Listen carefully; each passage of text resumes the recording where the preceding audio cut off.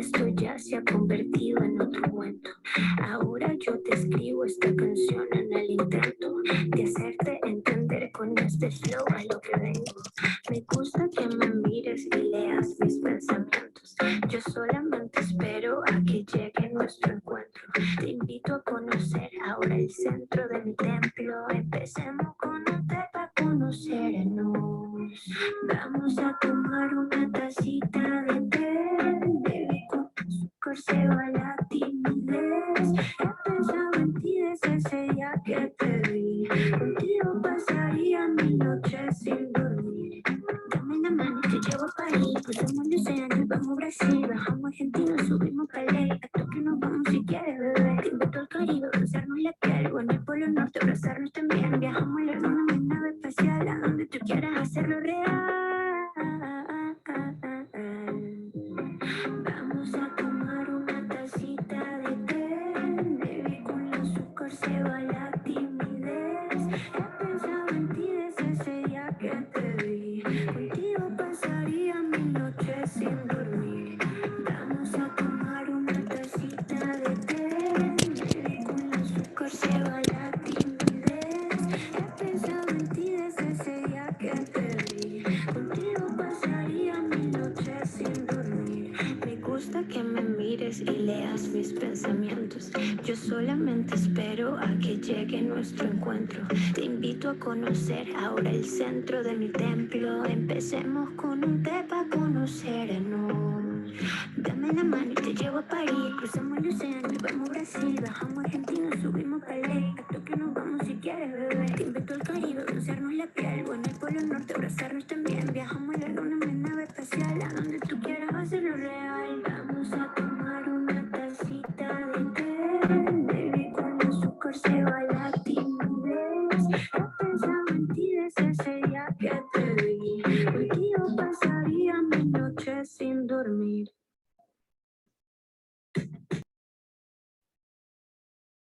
I think we're okay with beginning now. Hello, everyone. It's so great to see you all today. Happy Tuesday and happy first day of Pride Month. It's so great to be in community with you all today.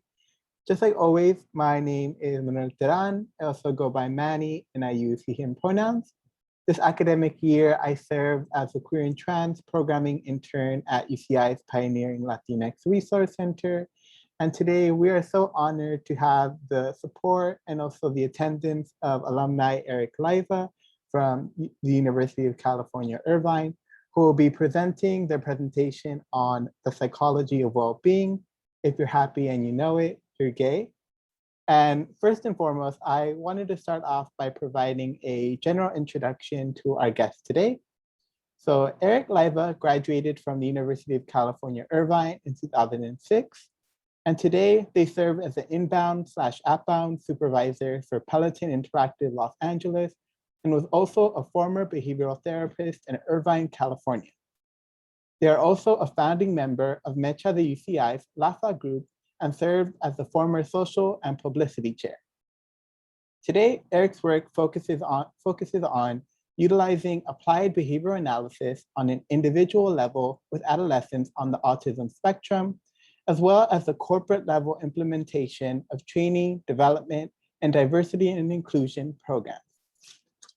Today, Erick's presentation will focus on the importance of living in your current skin and acknowledging where you are. And with that, thank you all so much for your time, and please join me in welcoming Erick Leiva. Hello, everyone. Thank you so much for that, Manny. It was a great introduction.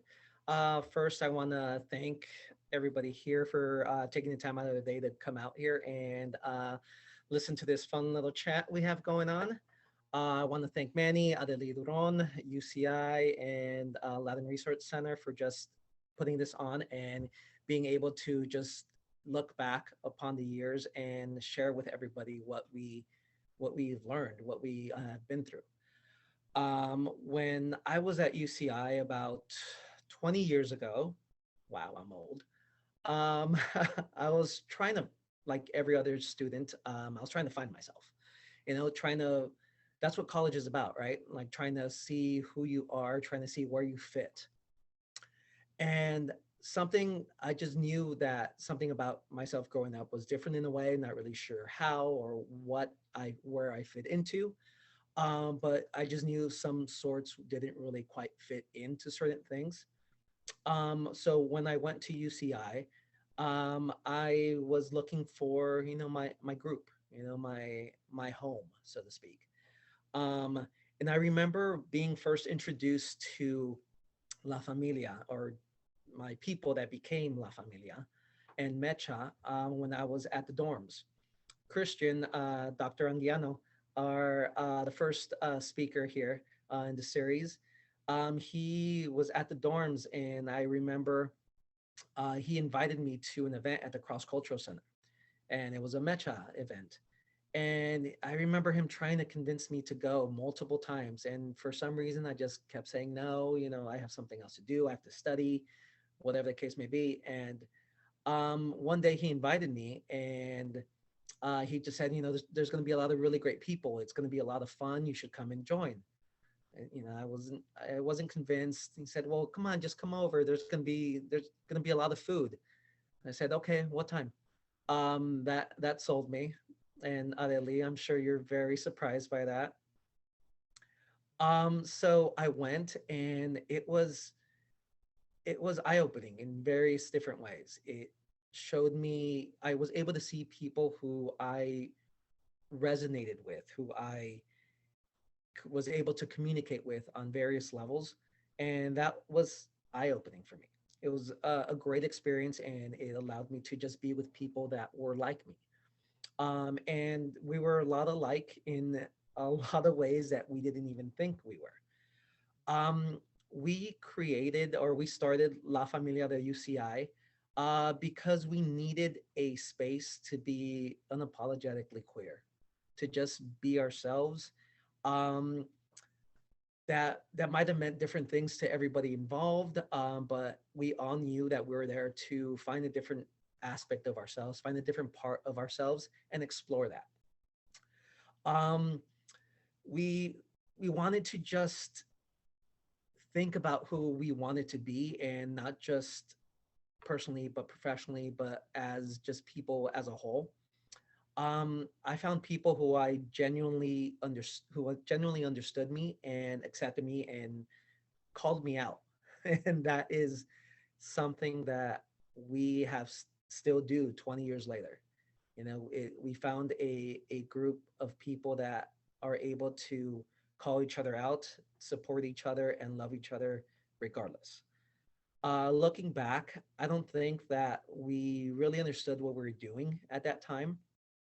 We just wanted to belong, and we found each other. And at the time, I didn't see it as being political or radical or whatever the case may be. Um, I was just doing what felt right for me, and we all just kind of matched on that level. Um, from a more personal standpoint, I didn't really find myself fitting into the typical type of gay lifestyle. I, the gay references that I had growing up, or the people that I knew that were gay, I didn't necessarily see myself like those people or those images. So I didn't necessarily think that I was gay because of that. Um, so I feel that that is having representation absolutely matters. So we are able to see other people that look like you, that talk like you, that act like you, that you can relate to. And that's incredibly important. Which leads me to today. I found myself through experiences, through people. For example, La Familia, I found a bond with on so many different levels. As a behavior therapist, I found patience and a unique type of love on various just instances. I've worked in restaurant industries where I found resilience. And I worked for the Dodgers, and I found that that was okay to do something you love, to try, to make mistakes and keep going. And right now, as a supervisor for Peloton, I found a combination for everything. And none of that would have happened if I wasn't able to accept myself and tell myself that everything is okay, and focusing on my own well-being, which leads me to our fun little slide that hopefully will work right now. If you bear with me, let's see. Yay. Which brings us to the psychology of well-being. If you're happy and you know it, you're gay. Something that I found about myself through all these struggles and life events is that I love to just use sarcasm and humor to bring light to situations and learn from people and learn about myself. So, when we're talking about psychology of well being, what is well being? Well being is a positive outcome that is meaningful for people and for many sectors of society because it tells us tells us that people perceive what we're doing in their lives that are going well. And what does going well really mean? It depends. It can be how your housing situation, your employment, whether or not you got a good grade on your last midterm, like all this really so many different life events and everyday situations really play a part in your well-being. And why do we care about this? Why do we care about well-being and why now? Sometimes we focus too much on one thing, and we forget about other aspects of our lives, or we focus too much on items, material things that make us feel and give up that we just give up meaning. That these items or material things give us purpose in life, but those are fleeting. Those aren't really lasting impressions that are going to really impact your life long term. And back to my humor there. Some of the things we need to think about is it's been a hell of a year. This past year with COVID, with everything going on, it has really been a very difficult year for a lot of people in on various different levels.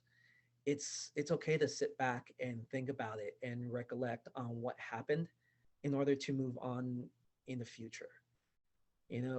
Our well-being is something that we need to think about and act on every single day. From the moment we wake up, we make a conscious effort to get out of bed, to get ready to go to work, to go to school, to just be you.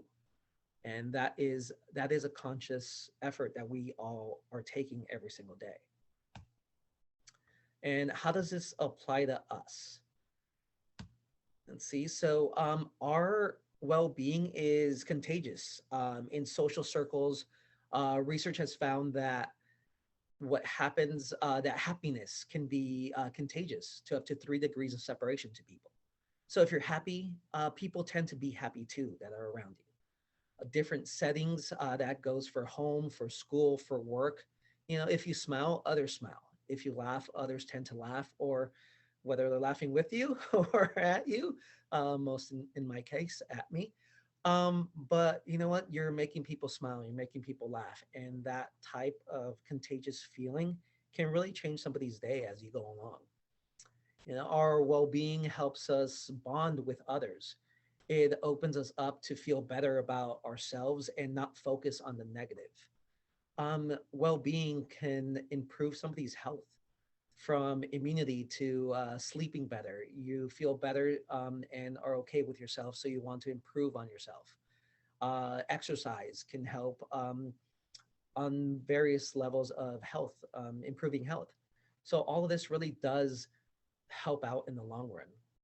Our well-being helps others. You're more likely to care about others if you care about yourself. So some statistics we have here, how it affects us as LGBT people of color. Gay or lesbian, bisexual, transgender people are more likely to consider attempting suicide. We have a higher number of days depressed and number of days being anxious. All of these can definitely affect how everybody looks at you, how you look at yourself. Somebody's mental health is incredibly important and needs to be addressed and be paid attention to every day. there's a difference in how we deal with this. A lot of ways we have to acknowledge what is in front of us, through yourself, through peers. This is one of the huge reasons of where I'm at mentally and emotionally, um, in my own life, is having people like La Familia, that we were able to be there for one another and help us steer each other in the right direction, to listen, to learn from each other, and just to help each other understand who we are and acknowledge that. And something like that can be incredibly powerful. Also gets us to the point of what is empathy and what is sympathy. For example, the experience someone else is feeling can help you grow and can help other people grow as well. You're showing them that you are acknowledging what they're going through and you know what they're going through as well and can resonate with other people. You're making an emotional connection with others as well. And you're able to guide them through something, possibly a difficult situation that you have experience in, and you can make a big impact that way. It's also not just centered on you, but you're able to help others. So making meaningful connections is something that's really, really important. And by meaningful connections, I mean something that is not just a surface level type of insight. Um, how many times have somebody just asked you how you're doing, and the typical response is, "I'm good, great, thanks." Okay, it's just a typical give and take of a conversation. But if somebody asks you how you're doing and you respond with, "Oh, I had such a great day today. This happened, and I went to school here, and I did this," people tend to be a little caught off guard. They're not expecting you to answer the question, "How are you?" seriously. That happens a lot where we just kind of go through life, go through every single day, just going through the motions and not really living. And that happens a lot. We need to learn to, as people, really just get comfortable with the uncomfortable. By that is going outside of your box, understanding that we all make mistakes and we can grow from it. So, keeping with the empathy versus sympathy theme, here's a way to connect with people. Um, you are surrounded by so many different people whom you can make those connections with, who you can have real conversations with, from your friends to your coworkers to your family to the taco lady outside to the neighbor to your barista at Starbucks every morning. Making connections, having actual conversations that are not just surface level, can really help a person know that they're acknowledged, that they are seen, and they're being listened to. And that can really impact somebody long term. Let's see. Oh, there it is. Here's a little quick video on empathy that really resonates.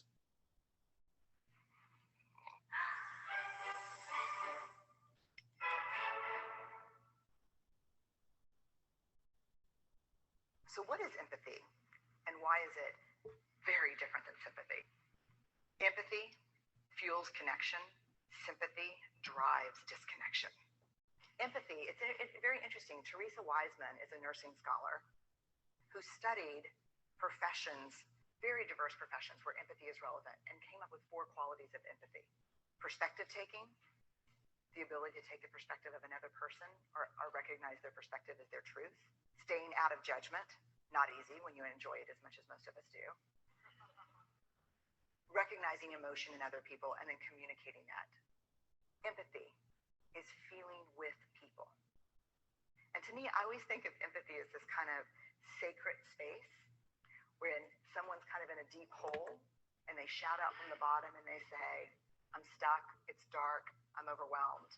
And then we look and we say, "Hey, I'm down. I know what it's like down here, and you're not alone." Sympathy is, "Ooh, It's bad, uh-huh. No. You want a sandwich? Um, Empathy is a choice, and it's a vulnerable choice, because in order to connect with you, I have to connect with something in myself that knows that feeling. Rarely, if ever, does an empathic response begin with "at least." I had a, yeah. And we do it all the time, because you know what? Someone just shared something with us that's incredibly painful, and we're trying to silver lining it. I don't think that's a verb, but I'm using it as one. We're trying to put the silver lining around it. So I had a miscarriage. Oh, at least you know you can get pregnant. I think my marriage is falling apart. At least you have a marriage. John's getting kicked out of school. At least Sarah is an A student. But one of the things we do sometimes in the face of very difficult conversations is we try to make things better. If I share something with you that's very difficult, I'd rather you say, I don't even know what to say right now. I'm just so glad you told me. Because the truth is, rarely can a response make something better. What makes something better is connection.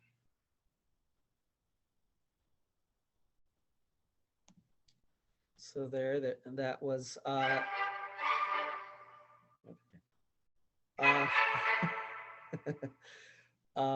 that was a video that I find incredibly important. It is about just being able to make that connection with people, feeling with people. Connecting with yourself allows you to be able to make those connections with people that are actually meaningful and not just surface level, or not just to the point of where you're saying hi or you're greeting somebody just because you feel you need to. Those are the things that really do stand out, that make a difference in yourself and in others. So the if anything, what I would say to really take from this is to acknowledge where you are right now, acknowledge what you're going through, whether it's a very easy day, whether it's a difficult day. To acknowledge that you're here, you got through it, and you're still going. To accept the trials that have gone through in your day or in your life, and know that you can keep going, and to act on it. And by act, I mean that, I challenge you to say hi to somebody, to try and make a difference in somebody's life, in their day, by asking somebody, how are you? And not just accepting the typical, oh, I'm good, cool, thanks, but calling them out like we did all the time in Lafa. Call somebody out and say, no, I want to know how you're really doing. Tell me. Sit down, do what you need to do, but really take the time to get to know somebody else, because that really makes you get to know yourself as well. So out of everything, your well-being pertains to everyone else as well. The more you feel within yourself is something that you can share with others, and in the long run you can change people's lives. So with that, I'm going to say thank you to everybody with a nice little anteater there, and open up to questions, or if anybody has any comments they'd like to share. We'll stop sharing. If we could have people on mic if you want, and give Erick a little round of applause to thank him for today. Thank you so much, Erick, for your very insightful presentation. I actually did have a question. Yeah, I noticed that you talked about like the importance of showing empathy and also the difference from sympathy. I was just wondering, what are some ways that you try to practice empathy in your daily life, or what does that look like? One of the biggest things I like to do is something I learned in my time as a therapist is how you communicate with people. How you talk to people is something that really makes a giant difference. From vocal tone to body language to facial expressions, if you're talking to someone and they're not even looking at you, that makes a huge difference, especially if someone's trying to tell you something really important. So making that effort to be present in multiple different ways can make a giant difference. Someone comes into your dorm room, your office, and really wants to talk to you, and you're sitting there typing away at the computer, and you may actually be listening to somebody, but they may not feel that, and that can make a really big difference to somebody. It can be make all the difference from being able to ask you for help if they're looking for guidance, or just walking away and not saying anything. And one of the biggest things that I've also learned is using, especially in relationships, in with couples, with friends, whatever it is, how you address them also makes a big difference. If something is bothering you, or if your significant other did something that affected you, not calling them out in the way of saying you did this, but saying I instead of you. Like, I feel hurt because I don't feel that I'm being heard. Instead of saying, you don't listen to me, you don't do this, you don't do that.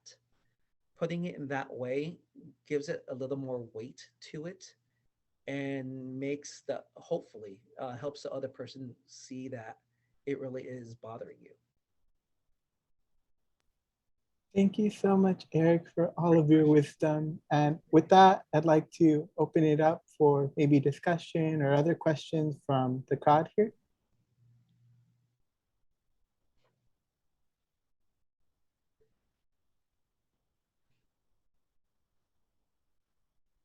Feel free if anyone wants to unmute themselves and ask a question.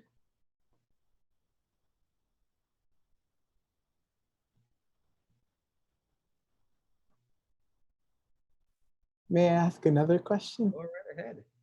Thank you. So another question that I had, more specifically, like to our community, or given that there's several other community members here. So as like queer and trans people of color, how do you have any recommendations on how we may display whether like resilience or strengthen our own well-being when certain external stressors may present themselves in our lives, whether that may be issues related to like family or cultural issues, or like discrimination, or just hearing of those things? Do you have any recommendation?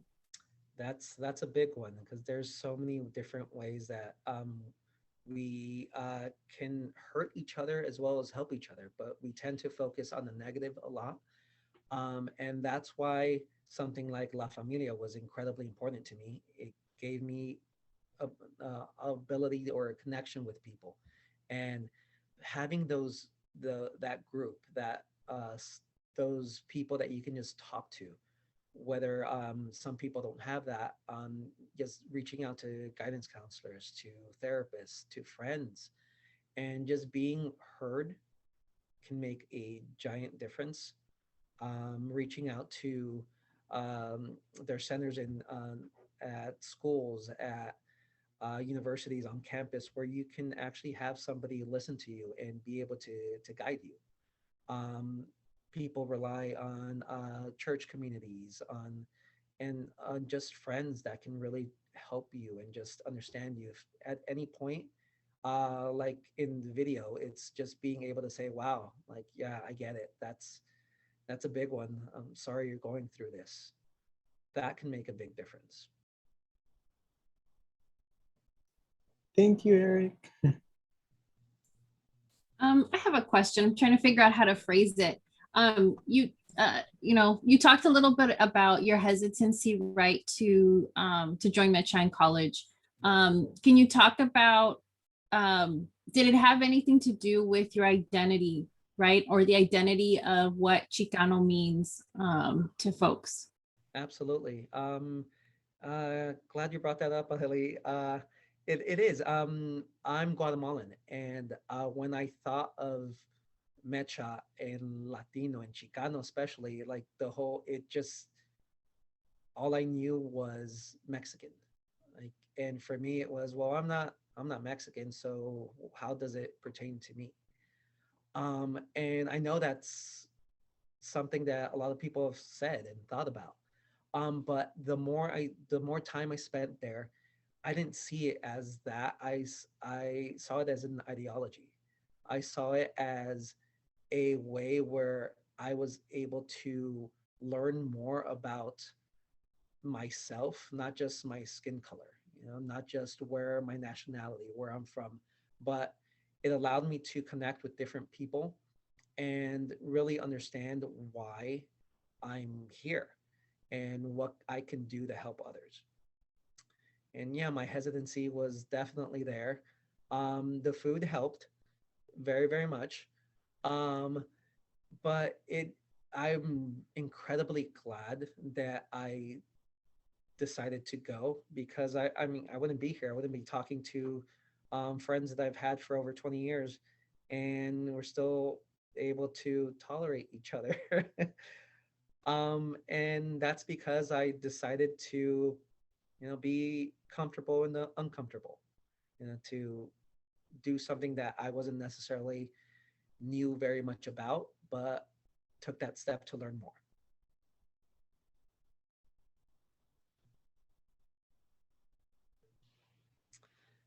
I think there's a question in the chat. Can you speak a bit more about your current role now at Peloton and what wellness looks like in that space in the day to day?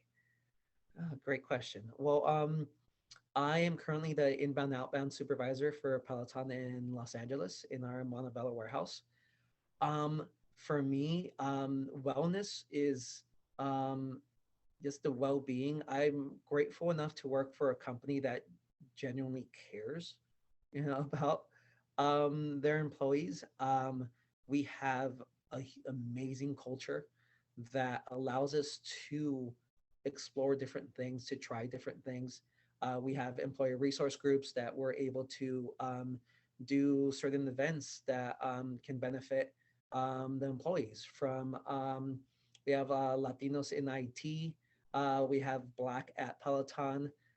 We have a Peloton Pride, a lot of different resource groups that just are able to give us a space, and ultimately, like La Familia, that's what we needed. We needed a space, and we did what we thought was best with that space, with that voice, and it became so much more, and just being able to have that option, especially in a large company, in a corporate world, can really make a huge difference. Thank you for that question, Lily. Any other questions? Did not.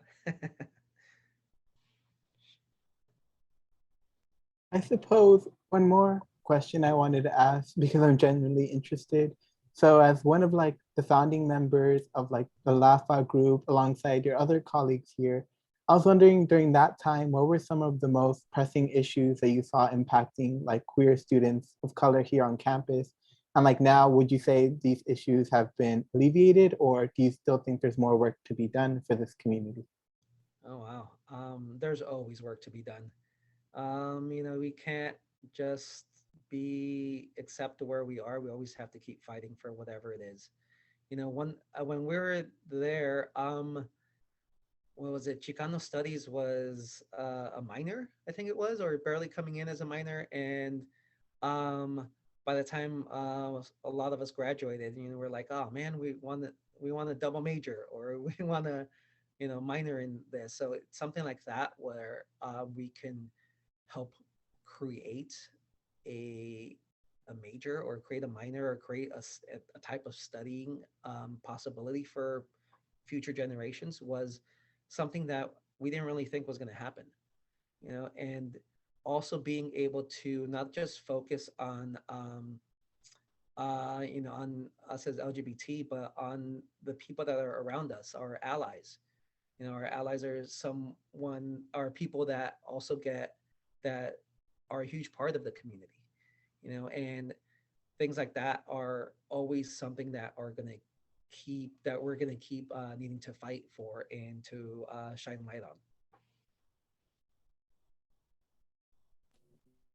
Thank you so much, Eric, for all of your time today and the wisdom that you have given us. And I think with that, I can go ahead and pass it to Adeli, who will give their introduction.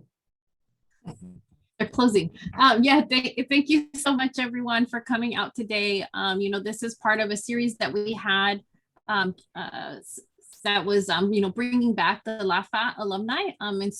I know Manny talked about it at the beginning, but for those of you that missed it, La Familia was a support group on our campus that has been initiated by Mecha, the UCI.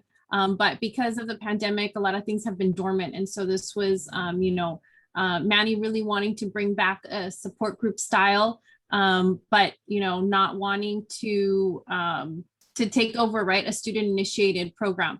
So what we're trying to do with this series is really just bring back that energy and a space for students to identify with, and hope that this energy can lead into next year, because this is the last week of the quarter.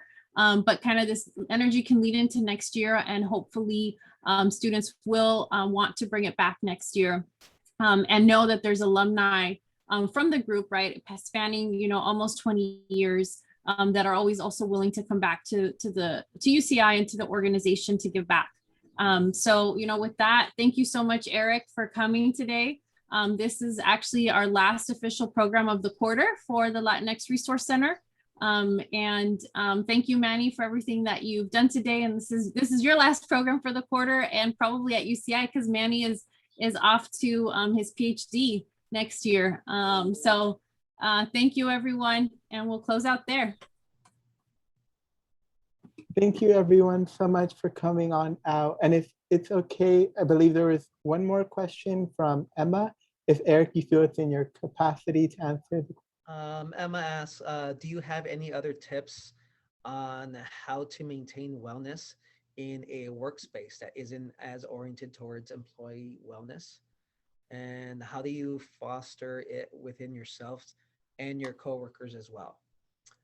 That takes a lot. I mean, that is wellness in the workspace. It really does depend on how much you want to put into it, really. Like, there's times where I've worked in other locations where I just needed to take a break and go somewhere, go for a walk, or just go get some water or whatever, just to get out of that negative space and just be in my own thoughts for a little bit.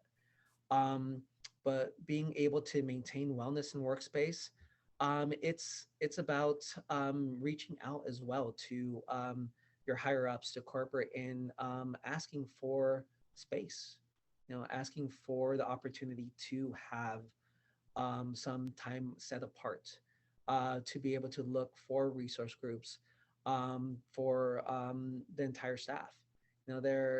There are employee laws and regulations as well that allow you to do certain things. Reaching out to HR and seeing what those are, and being able to get answers from there. Fostering it within yourself and your coworkers, that might be something that you need to take initiative on. Being able to be that person that opens the door isn't easy. With like LAFA, we joke that Christian opened the door and we all ran right after. And it takes somebody to be able to do that. But I guarantee you that once you do that, there are other people that feel the same way as you do.